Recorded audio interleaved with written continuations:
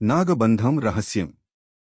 పశ్చిమ ఘట్టాల దట్టమైన మంచుతో కప్పబడిన అడవుల మధ్యలో ఒక మరచిపోయిన గ్రామం ఉంది, నాగపురి. ఈ గ్రామంలోని వాసులు ప్రకృతితో సామరస్యంగా జీవిస్తూ, సర్పదేవతలను పూజిస్తూ, తరతరాలుగా వారసత్వంగా వచ్చిన ప్రాచీన ఆచారాలను అనుసరిస్తున్నారు. కాని ఈ గ్రామాన్ని ఒక పురాణం భయభ్రాంతులను చేస్తుంది, నాగబంధం యొక్క కథ. ఇది ఒక మాయా సర్పం యొక్క చుట్ట. ఇది అపారమైన నిధిని కాపాడుతుందని మరియు భయంకరమైన శాపాన్ని కలిగి ఉందని చెప్పబడుతుంది. ఈ కథ శతాబ్దాల క్రితం ప్రారంభమైంది.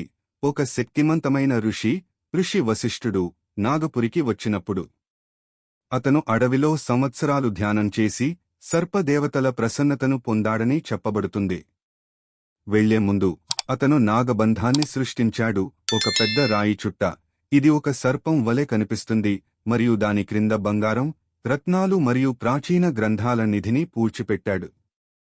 కాని అతను హెచ్చరించాడు, ఎవరైతే నాగబంధాన్ని అశాంతిపరిస్తారో వారు ఒక శాపాన్ని ప్రేరేపిస్తారు. ఇది గ్రామానికి విపత్తును తెస్తుంది. శతాబ్దాలుగా గ్రామస్థులు ఈ స్థలాన్ని తప్పించుకున్నారు, శాపాన్ని భయపడ్డారు. కాని కాలం గడిచే కొద్దీ ఈ పురాణం మిథ్యగా మారింది మరియు నాగబంధం యొక్క స్థానం జ్ఞాపకాల నుండి కోల్పోయింది. ప్రస్తుతం ఒక యువ పురావస్తు శాస్త్రజ్ఞురాలు డాక్టర్ అనన్యరావు నాగపురికి వచ్చింది. ఆమె ప్రాచీన భారతీయ జానపద కథనాలను అధ్యయనం చేసిన సంవత్సరాలను గడిపింది మరియు నాగబంధం పురాణంపై ఆసక్తి కలిగింది.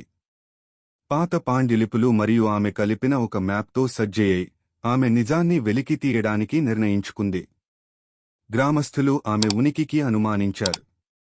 వృద్ధ గ్రామ ప్రధాన ఠాకూర్ సింగ్ హెచ్చరించాడు, నాగబంధం కనుగొనబడాలని ఉద్దేశించబడలేదు. ఇది ఒక రక్షకుడు, ఒక నిధి కాదు.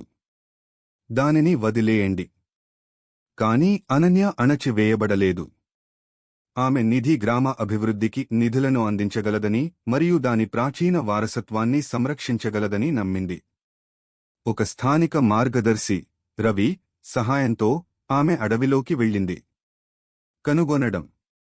రోజుల తర్వాత అనన్య మరియు రవి ఒక క్లియరింగ్పై తడబడ్డారు. ఇక్కడ నేల అసహజంగా మృదువుగా ఉంది. ఆమె సాధనాలను ఉపయోగించి అనన్య ఒక పెద్ద రాయి చుట్టను వెలికితీసింది, నాగబంధం. దాని సంక్లిష్టమైన చెక్కడాలు శక్తి మరియు రక్షణ యొక్క చిహ్నాలతో ఇంటర్ట్వైన్ చేసిన సర్పాలను వర్ణిస్తాయి.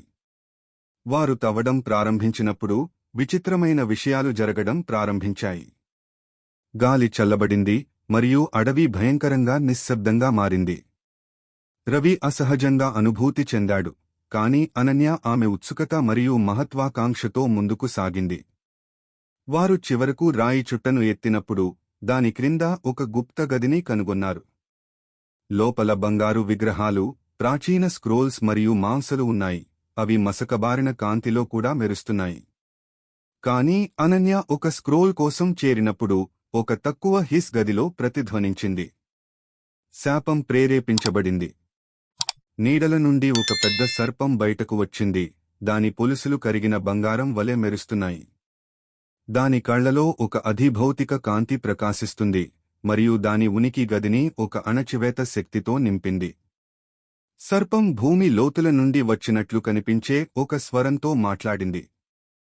మీరు నాగబంధాన్ని అశాంతిపరిచారు. శాపం ఇప్పుడు మీపై ఉంది. అనన్య లేదా రవి ప్రతిస్పందించగలిగే ముందు నేల వణకడం ప్రారంభించింది. గది కూలడం ప్రారంభించింది మరియు సర్పం చీకటిలో కనిపించకుండా పోయింది. వారు కేవలం తమ ప్రాణాలతో తప్పించుకున్నారు, నిధిని వెనుక వదిలి. తర్వాత గ్రామంలో తిరిగి అనన్య మరియు రవి తమ కథను చెప్పారు, కాని ఎవరూ వారిని నమ్మలేదు. గ్రామస్థులు దీనిని అంధవిశ్వాసంగా తిరస్కరించారు. విచిత్రమైన సంఘటనలు జరగడం ప్రారంభించేవరకు పంటలు రాత్రిపూట వాడిపోయాయి, పశువులు అదృశ్యమయ్యాయి మరియు ఒక శ్రేణి వివరించలేని అనారోగ్యాలు గ్రామాన్ని బాధించాయి. ఠాకూర్ సింగ్ అనన్యను ఎదుర్కొన్నాడు. మీరు శాపాన్ని ప్రేరేపించారు. నాగబంధం పునరుద్ధరించబడాలి. తన తప్పును గ్రహించి అనన్య రవితో అడవికి తిరిగి వెళ్ళింది. వారు గదిని అక్షతంగా కనుగొన్నారు, నిధి తాకబడలేదు.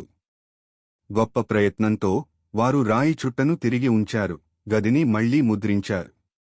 వారు అలా చేసినప్పుడు హిస్సింగ్ స్వరం తిరిగి వచ్చింది. శాపం తొలగించబడింది, కాని నాగబంధం మరొక అశాంతిని క్షమించదు. వారసత్వం. అనన్య నాగపురిని విడిచిపెట్టింది. ఆమె ఒకప్పుడు కేవలం కథలుగా తిరస్కరించిన పురాణాల పట్ల కొత్తగా గౌరవంతో ఆమె తన కనుగొన్న వాటిని డాక్యుమెంట్ చేసింది. కాని నాగబంధం యొక్క స్థానాన్ని రహస్యంగా ఉంచింది. అది అశాంతి పరచబడకుండా ఉండేలా చూసింది. గ్రామం సాధారణ స్థితికి తిరిగి వచ్చింది, మరియు నాగబంధం యొక్క పురాణం ఒక హెచ్చరిక కథగా మారింది. ఈ రోజు వరకు రాయి చుట్ట అడవి మధ్యలో దాచబడి ఉంది. దాని నిధిని మరియు దాని శాపాన్ని కాపాడుతుంది. కొన్ని రహస్యాలు పరిష్కరించబడకుండా ఉండటం మంచిదని గుర్తుచేస్తుంది. అందువల్ల నాగబంధం ఇప్పటికీ ఉంది, పశ్చిమ ఘట్టాల హృదయంలో ఒక నిశ్శబ్ద సెంటినెల్, దాని ప్రాచీన కోపాన్ని పరీక్షించడానికి తదుపరి ఉత్సుక మనస్సు కోసం వేచి ఉంది. Thanks far watching my video. Please like, share and subscribe to my channel.